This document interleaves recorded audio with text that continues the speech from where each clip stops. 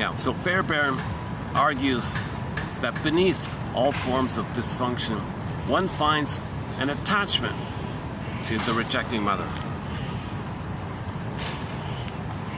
Okay, the Medusa, for example. We often observe not just the avoidance of the positive, but a fascination with the negative. Clients with repetitive disturbances in interpersonal relations are drawn, like the moth to the flame, to specific negative types of relations with cruel people, skittish people, withdrawn people, dysfunctional, neurotic people, disabled people, debilitated people, whatever. This compulsive repetition of painful early experience seems to reflect a detachment from some forms of relationship and also an attachment to certain others.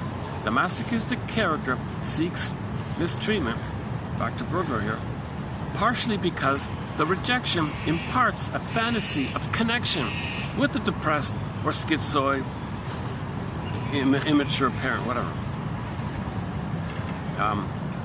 Neurosis or dysfunction is not a state of aborted, frozen development, but a cocoon actively woven of fantasized attachment to significant others.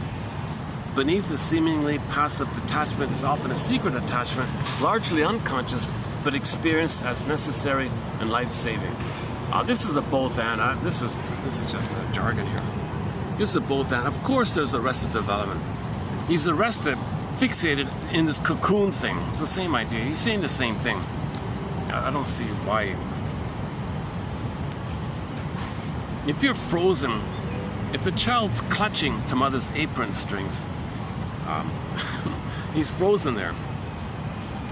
He calls it, well, it's more like a cocoon there. He's connected there. I don't see the contradiction here. The goal of therapy is to facilitate a safe reorganization of self-structure into one that is stable enough to withstand the input from another person's mind without triggering the shadow of early trauma. So if you're healed, you won't be triggered, right?